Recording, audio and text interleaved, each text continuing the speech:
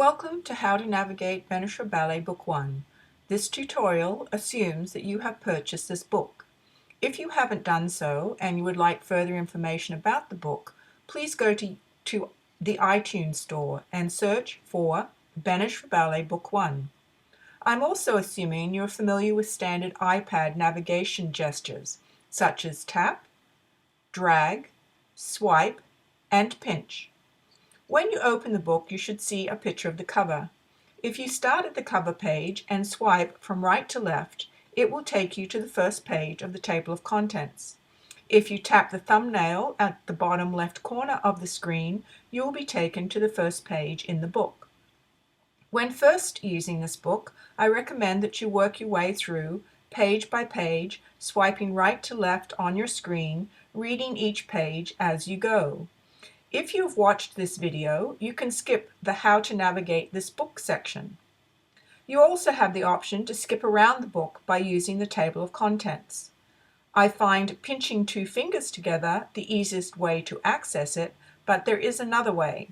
Tap the top middle of the screen to display the iBook menu bar.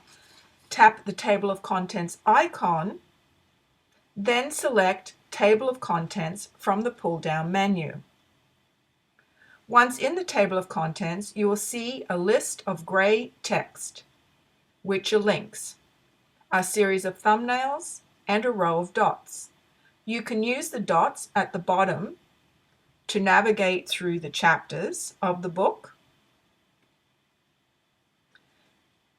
You can tap a gray link to go to a section you want, or you can tap the thumbnail to go directly to the page you want. The second page of the book provides a list of chapters. Text underlined in blue represents a link, either within the book or to an external website. If you tap on Benesh for Basics 1, it will take you to the title page of that chapter. To get back to the list of chapters, tap the link in the top right corner. The next page in the book is a title page for About This Book. The title page of each chapter has a list of links to each section in that chapter, and each page in the section has a link in the top right corner linking back to its title page. You can either tap on a link to a section in the chapter like I just did, or you can swipe to get to it. If you tap a link to a website, it takes you out of the book and into your web browser. Pinch 4 or 5 fingers together to get out of the browser, then relaunch the book by tapping on the iBooks icon on the home screen to take you back to the page you were reading. Once you get to Chapter 2, you begin to learn the basics of Benesh movement notation. If you're not familiar with Benesh, I suggest you watch the introductory YouTube video, which is linked from this page, and then read the Benesh Basics 1 chapter. We introduce only the notation theory you need to read the positions in the following chapters. If you are familiar with Benesh, you may prefer to skip the Benesh Basics chapter that introduces notation theory and go straight to positions of the arms. You may choose to read examples from any of the schools, English, Italian, or Russian. If you're new to Benesh, however, I recommend that you read the chapters in sequence, completing each review as you go. Remember that learning any language takes practice, so be patient and allow yourself time to digest each new piece of information before moving on. When you go to a page for each ballet position, for example, positions of the arms English, bra-ba, you see a frame of notation and its performance by a dance form's figure. There is a back or upstage view and a front or audience view. Below this is an explanation of the notation. Tap the bold-faced ballet term surrounded by a box in the top left corner to read its glossary definition and the meaning of French words. Tap anywhere outside the pop-up to close it. On some pages, there may be a speaker icon, which provides the pronunciation of French words. Bras-bas. If you see a Benesh sign surrounded by a box, tap it to get an explanation of the notation theory not covered in Benesh Basics chapters. At the bottom of the page, you may find links to related ballet terms. If you tap a link, it will take you to the appropriate page, where you will find a corresponding link back to the page you were previously reading. However, if you tap a link that leads you elsewhere in the book, for example, feet in fifth position, and you want to go back to the page you were previously on, tap the top middle of the screen to access the iBook menu bar, tap the bookmark icon on the top right corner, then tap the page number under Recently Viewed in the pop-up menu. This acts like a back button from wherever you are in the book. On some pages, you may find sections to the appendix which provides more detailed theory. For example, from the fifth position of the feet page, you can link to information about feet zoning. At the end of each ballet section,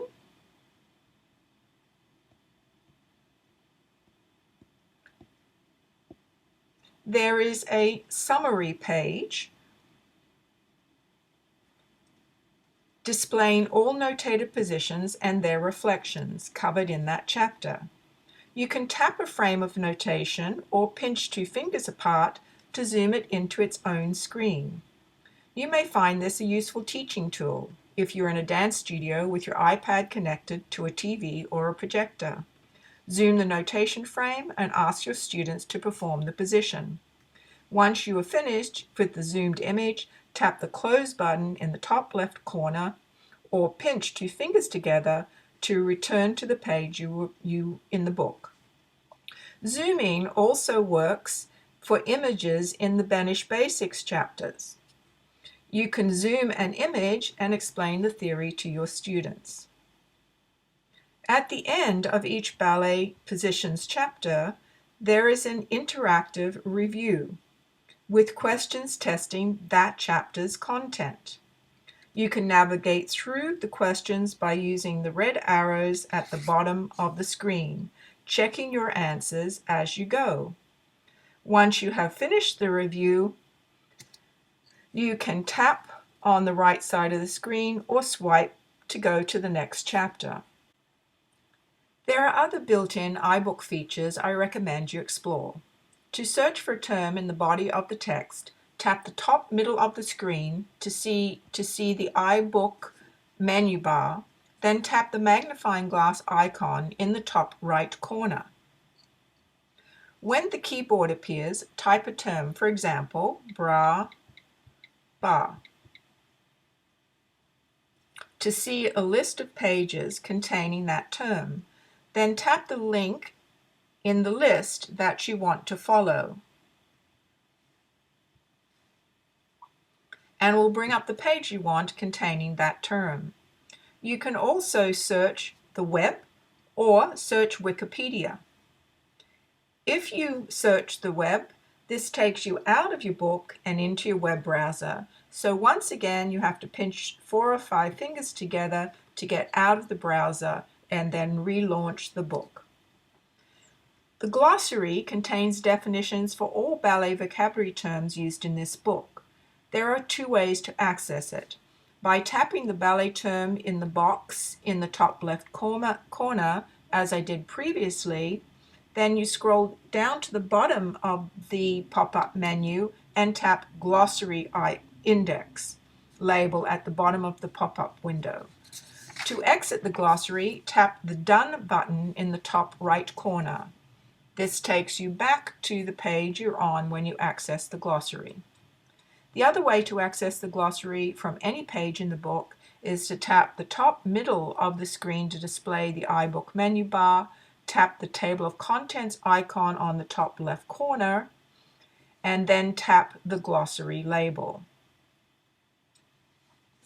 You can navigate through the alphabetized index in the left panel, or you can search for a term in the glossary by tapping the Search Glossary beside the magnifying glass icon in the top left index panel.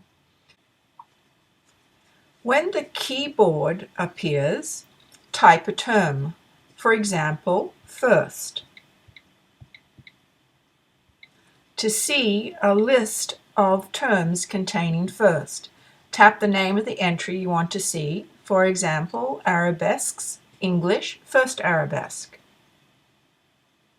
The definition of a selected term is displayed on the right panel with links to related glossary terms at the bottom of the page. Tap the entry under the index at the bottom of the right panel of the glossary to go to the linked page with the notated position, dance forms, figures, and notation description. This book automatically generates study cards from the glossary. These may be helpful for studying ballet vocabulary. Unfortunately, study cards are generated using text only, so we could not include notation, which would have been more useful in reinforcing the content of this book. To use study cards, go to My Notes by tapping the top middle of the screen to display the iBook menu bar, then tap the My Notes icon. Not all chapters have glossary terms. If a chapter has a glossary term, the study card text is white.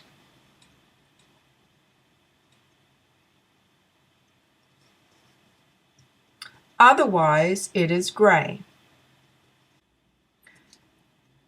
Select a chapter with glossary terms, then tap the words Study Cards,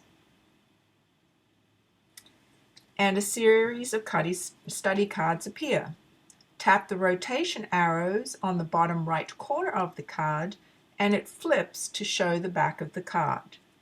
To view the next card in the pile, swipe either right or left, and then to go back to My Notes, tap the Done button in the top right corner. Before ending this tutorial, let's take a peek of what we plan for the next books in this series. Benesh Ballet Book 1 introduces ballet positions, but subsequent books will cover ballet movements and will therefore contain animations. If we look at the adage example, you will see two animations, a view from behind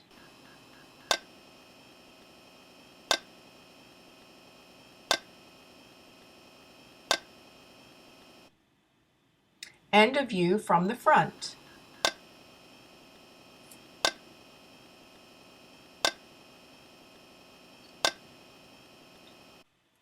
These dance forms figures are performing the notation in the stave above. Some of these signs are unfamiliar because they were not introduced in the beginning of the book. So to find an explanation of these signs, you can tap on the labels and they will tell you what the sign means.